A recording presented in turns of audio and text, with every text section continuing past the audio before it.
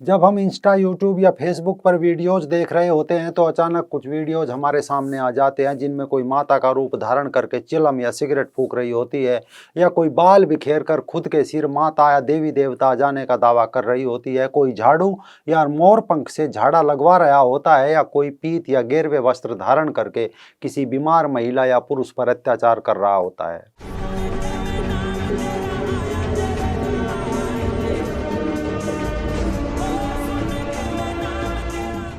नमस्कार, मैं राजीव चौधरी। सनातन धर्म के नाम पर आए दिन ऐसा चल रहा है, कोई बाबा बन कोई माता बन धर्म की आड़ में धंधा चला रहे हैं। हर एक काम आस्था की आड़ में होता है, इसलिए सामान्य इंसान आवाज भी नहीं उठा पाता। आस्था की ये आड़ इतनी खतरनाक है कि पहले माता या बाबा बदलने पर मजबूर करती है तो कई बार ये धर्म तक बदलवा देती है।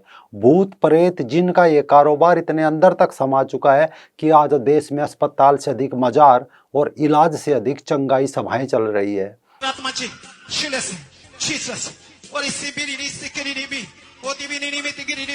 मजारों पर लोगों के सिर आए दिन जिन भगाए जा रहे हैं तो कई मंदिरों के नाम पर भूत भगाए जा रहे हैं। चर्च वाला गैंग दुष्ट आत्माओं को भगा रहा होता है तो माता की चौकी लगाकर अनेकों कथित माताएं सिराई माताएं भगा रही है। इन सब को देखकर लगता है जैसे भारत की 1 अरब 40 करोड़ जनसंख्या के बीच कोई 2 अरब भूत प्रेत बुरी आत्माएं जिन पिचास भी रह रहे हैं। बस उनका आधार कार्ड या वोटर कार्ड नहीं है, वरना तो वो भूत प्रेत जिन चुनाव भी लड़ रहे होते और सरकार भी बना और गिरा रहे होते।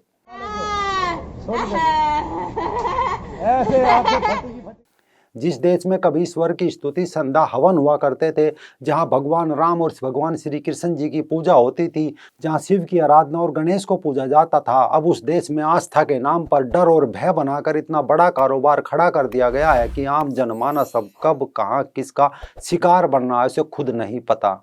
पति को छोड़कर घर से भागी एक महिला ढोंग और पाखंड के दम पर रातों रात राधे मां बन जाती है तो आसिफ नाम का मुसलमान उर्फ मुल्ला आंसू महाराज बनकर करोड़ों में खेलने लगता है। न केवल खेलता है बल्कि हिंदू महिलाओं की आबरू भी लूटता है। जब पकड़ा जाता है तो कहता है कि हिंदू ही पागल है, किसी पर भी विश्वास कर लेते हैं, इस कारण वो हिंदू बाबा बना और उसने खूब पैसा कमाया। आप बस में सफ़र करते होंगे, कभी शहर में घूमते होंगे तो कभी ऑनलाइन सर्फिंग करते वक्त ऐसे बाबाओं के विज्ञापन भी आपने खूब देखे होंगे जिनमें लिखा होता है कि 24 घंटे में खोया प्यार वापस पाए, कारोबार में रुकावट, बेरोजगारी, शोषण और दुश्मन से छुटकारा।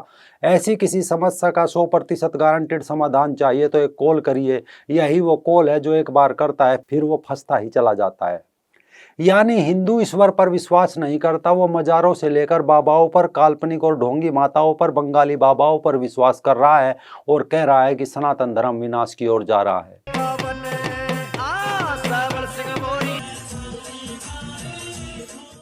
आप सोच रहे होंगे आखिर बीमार परेशान लोग इन जगह क्यों जाते हैं। दरअसल वैदिक युग में ज्ञान विज्ञान के केंद्र ऋषि मुनियों के आश्रम हुआ करते थे। ऋषि मुनि वेद आयुर्वेद यानी औषधि के भी ज्ञाता थे। कोई बीमार होता तो रुग्ण व्यक्ति आश्रमों का रुख किया करते थे। वहाँ रोग के लक्षण देखकर ऋषि मुनि द्वारा उन्हें औषधि दे दी जाती थी। लोग स्वस्थ हो जाते थे तो लोगों के मन में स्वयं ही ऋषि मुनियों के प्रति विश्वास, आस्था और सम्मान का भाव पनपता था। अब उस ज्ञान का कुबाड़ा हो गया और अंधविश्वास कैसे सभ्य समाज में अपनी पकड़ बना गया। कोई भारत से सीखे। संस्कृत, आयुर्वेद और योग निश्चित ही महान विद्याएं रही, लेकिन मध्यकाल आते आते संस्कृत सिर्फ मंत्र पाठ की भाषा बना दी गई। आयुर्वेद सिर्फ कब्ज और गुप्त रोगों का इलाज बन गया। यहीं से पनपने लगे बाबा जिन्होंने अपने मंत्र बना लिए। आस्था की आड़ में तंत्र मंत्र के माध्यम से रोगों के निदान का कारोबार आरंभ कर दिया। क्योंकि इनके प्रति समाज की परंपरागत आस्था रही तो इन लोगों ने उस दबी हुई आस्था को उनके दुख, कलेश, बीमारी आदि को अंधविश्वास का वो जामा पहनाया कि मासूम लोगों का जीवन अब उससे लीला जा रहा है। आप वीडियो में इस बाबा को देखिए, यह मसानी बाबा है। दिल्ली में माता मसानी चौकी लगाया करता था। महिलाओं के मुंह में अपनी जीभ देकर इलाज करने का दावा करता था। दुखी महिलाओं से सब ठीक करने के बहाने पैसे ऐंठता था, फिर मौका पाकर उनका रेप करता था। इतना ही नहीं, वो पीड़ित महिलाओं को बाद में ब्लैकमेल भी करता था। या तो माँ मुझे मुक्ति दिला, या माँ कुछ कर, नहीं तो मैं ऐसे ही टूट जाऊंगी, मर जाऊंगी, फलाना ढिकड़ा। लेकिन जब कई शिकायत थाने पहुंची तब दिल्ली पुलिस ने पिछले दिनों द्वारका से इस बाबा को गिरफ्तार किया। जब बाबा गिरफ्तार नहीं किया गया, मसानी बाबा ने आसिफ उर्फ आंसू महाराज की तरह लोगों की आस्था का खूब फायदा उठाया।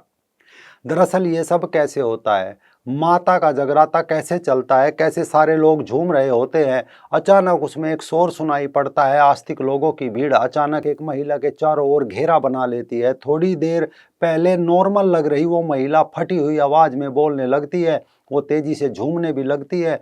कुछ महिलाएं आगे बढ़कर उसके बाल खोल देती है, उसके माथे पर सिंदूर की बड़ी सी बिंदी लगा देती है। हरदम कपड़े संभल कर चलने वाली उस महिला को अब अपने कपड़ों की सुध नहीं है। उसके सिर पर माता की चुनरी उड़ा दी जाती है। लोग नीचे बैठकर उसके पैर छूने लगते हैं। ऐसा कहा जाता है कि उस महिला पर देवी आ गई। कुछ मिनटों या लगभग आधे घंटे तक देवी उसके शरीर में रहती है, फिर अचानक देवी छूमंतर हो जाती है। माँ तेरा रूप निराला, ये तो हुई टेम्परेरी तौर पर माता आने की बात। वहीं बहुत से लोग स्थायी तौर पर खुद को देवी देवता या क्लेम करने लगते हैं। कई पुरुष भी ऐसा कर चुके हैं। 1971 बैच के आईपीएस अधिकारी डी.के. पांडा खुद को राधा कहने लगे थे कि खुद भगवान ने सपने में आकर उनसे ये भेद खोला कि वो राधा हैं। वो राधा की तरह कपड़े पहनते, श्रृंगार करने लगे, माथे पर सिंदूर और हाथों में चूड़ियां पहनने लगे थे। इसे आप आस्था कह लीजिए या जो मन करे वो, लेकिन मेडिकल साइंस की भाषा में ये पजेशन सिंड्रोम है। इस सिंड्रोम के शिकार रोगी को लगने लगता है कि उस पर किसी देवी देवता का वास है।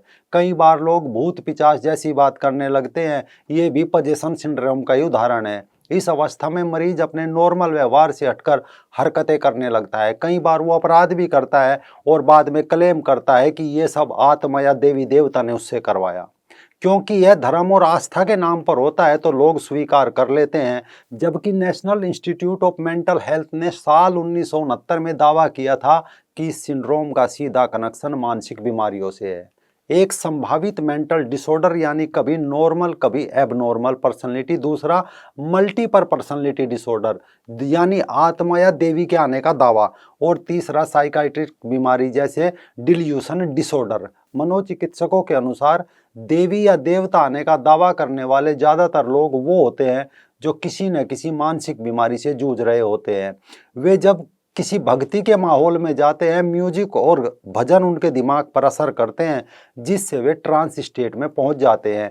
ये एक किस्म का हिप्नोटिज्म है जिसमें मरीज खुद को ही सम्मोहित हो जाता है। वो तंद्रा में आकर झूमने लगता है या कुछ भी बोलने लगता है, लेकिन जैसे ही म्यूजिक बंद किया जाता है या पेशेंट पर पानी फेंक दिया जाता है, वो महिला लड़की अपने आप झूमना बंद कर देती है।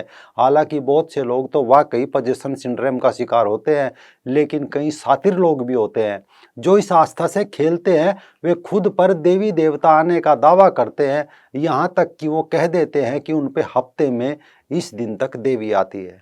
इस तरह वे दुकान सजा लेते हैं, बाबा या माँ बनने का ढोंग शुरू कर देते हैं। शायद यही कारण था जो सितंबर साल 2017 में सनातन धर्म से जुड़े साधुओं की संस्था अखिल भारतीय अखाड़ा परिषद ने निर्णय सुनाते हुए कहा था कि हम आम लोगों से अपील करते हैं कि वे ऐसे ढोंगियों से सावधान रहे जो किसी परंपरा से नहीं है और अपने संदिग्ध कुकर्तों से साधु और सन्यासियों को बदनाम करते हैं। इसके बाद 14 फर्जी बाबाओं की एक सूची जारी की गई थी।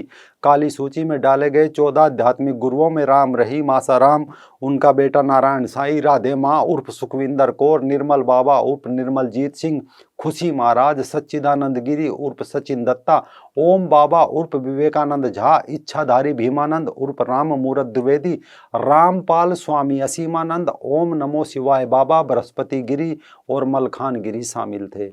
अब आप स्वयं समझ सकते हैं कि आस्था और अंधेपन में अंतर क्या होता है।